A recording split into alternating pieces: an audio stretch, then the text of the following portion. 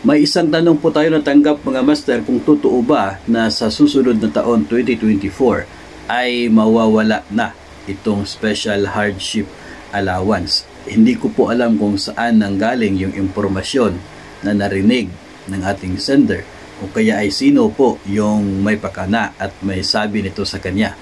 Pero ang totoo po ay hindi po mawawala ang special hardship allowance simula sa 2024. Ang katotohanan pong dyan ay kasali pa rin sa budget ng DepEd sa susunod na taon.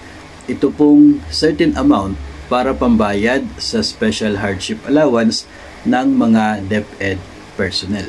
Hindi mawawala itong siya na ito, no? Pero magkakaroon ito ng pagbabago simula po sa taong 2024. Sigurado po tayo dyan. At yung sigurado tayong pagbabago tungkol sa hardship allowance na ito ay doon sa listahan ng mga paaralan na eligible dulot ng pagkakaroon o pagiging isang hardship post. No? Ito po yung mga paaralan na yung hardship index nila o yung level ng hardship doon sa kanilang station ay doon po sa score, no, na binigay base po sa data ng DepEd. Ngayon, mayroon kasing hardship index requirement. Sa ngayon ay mayroon pong 0.33, no, base po sa latest na update sa SHA na hardship index na score para makatanggap ng hardship allowance ang mga guro na nagtuturo sa paaralan na yon. Ngayon, pagdating po ng 2024 ay magkakaroon po ng pagbabago doon sa hardship index na score ng bawat paaralan.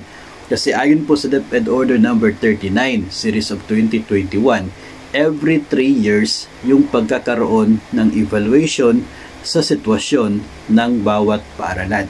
So, yung mga paaralan po na dati ay nakakatanggap ng special hardship allowance pero naging mas mabuti yung kanilang sitwasyon, ibig sabihin bumaba yung hardship index na score nila, no? Kung ibig sabihin nun ay parang yung hardship level nung dati ay mas mababa na ngayon.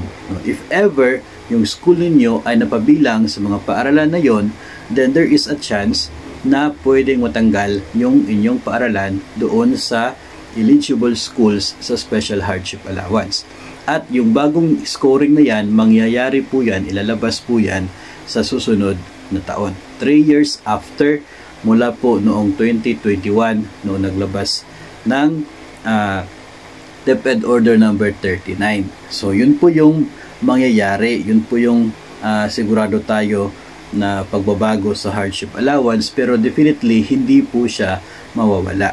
So, yung mga paaralan na magiging eligible pa rin, no, yung kanilang hardship index ay pasok pa rin doon sa requirement, no, sila ay makakatanggap pa rin ng hardship allowance. Yun lamang po mga paaralan na bumaba yung hardship index, sila po yung pwede na matanggal from the list. Pero hindi pa po tayo sigurado kung sino-sino yun mga paaralan.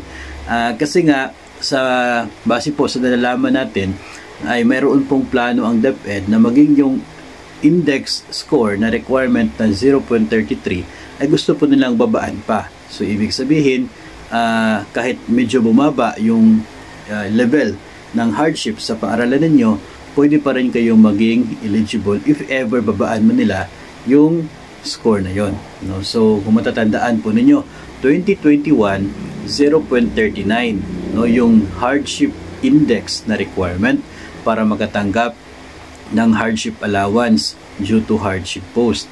0.39 yon.